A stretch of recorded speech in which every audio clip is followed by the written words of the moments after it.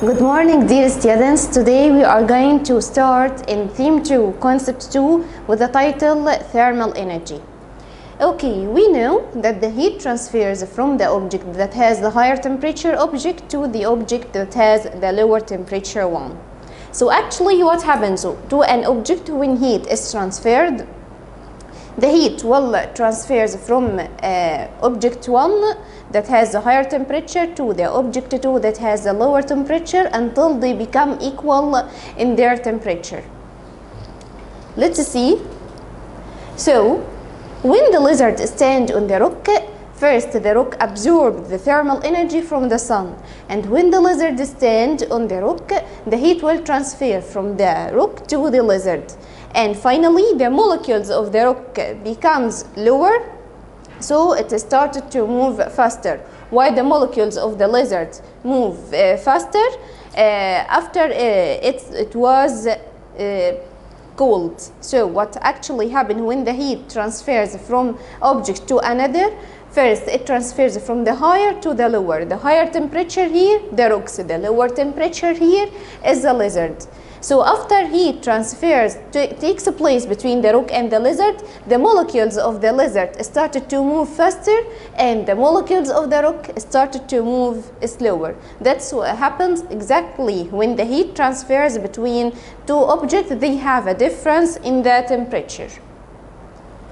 And according to the transferring of thermal energy, we classified materials into two types. The first type that we have, thermal conductors, is called what? Thermal conductors. And the second type is called thermal insulators. So, conductors mean that they are materials that allow the heat to transfer through it, such as metals. I can say that all metals have high thermal energy because they allow the transferring of thermal energy very fast.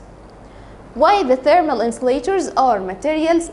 Here I cannot say that don't allow, but I will choose the most available or accurate verb, which is resist. They are materials that resist, or I can say slow down the transfer of the thermal energy. For example, this is the electric iron that we have. This is a device that most of us have in our home. It has a part which is made of iron, and also its handle is made of plastic. The part that is made of iron is a thermal conductor which allows heat to transfer from the iron to the clothes in order to ironing it. While the plastic handle is a thermal insulator which resists or slow down the flow of the thermal energy. So when you hold the electric iron from its plastic handle, you cannot feel the hotness of it. So to be more safe for you, when you hold the electric iron, you will hold it from the plastic handle as it's a thermal insulator which resists the flow of the thermal energy through it. The last part of the lesson talks about the properties of the heat, because I am talking about the thermal energy, or actually the heat energy, so I have to know what is the importance of the heat in our life. Number one, we know the first property that heat transfers from the hotter object to the cooler one. Number two is an essential component in our daily life. We can use heat in everything, in drying washed clothes, in cooking, in boiling water, in ironing clothes, or even to keep warm by using the electric heater, especially in the winter when the temperature decreases. So number two, the second property for the heat, is an essential component in our daily life. Number three, heat cannot be lost, just transferred. According to the law of conservation of energy, that tells us that energy neither created nor destroyed, just changes from one form to another. And the heat here just transferred from the higher temperature object to the lower temperature one. And don't forget that this is a very important note. You know that the thermal energy related to the total sum of kinetic energy of molecules and atoms.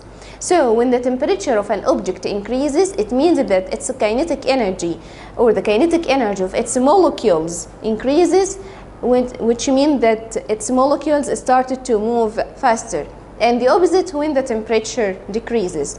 That's for lesson 1. So in lesson 1 we talked about what? We talked about the thermal energy, what actually happens when that heat transfers from the higher temperature to the lower temperature object, the difference between conductors and insulators, the electric iron and its structure, the properties of the heat energy.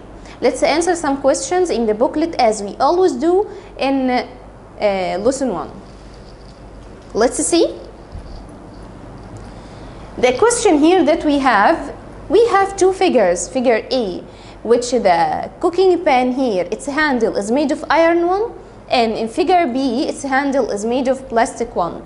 In which figure the handle will feel heat? Of course, will be figure A. So I will choose the pen first. Figure A. Give reason for your answer. Why I said that the figure A, I can feel hot if I hold it from its handle, because its handle is made of iron, which is thermal conductor, which is thermal conductor. Or I can say because the iron here is the thermal conductors which allow the heat to transfer through it. This is a question 1 for lesson 1. Just to classify or differentiate well between the thermal conductors, the thermal insulators. So today we talked about the thermal energy, what actually happens to the molecules of each object when the heat transfers between them, and also the meaning of the total sum of kinetic energy of molecules and atoms, the difference between conductors and insulators, and also the properties of the heat. Thank you for your listening. Wish you a good day. Bye bye.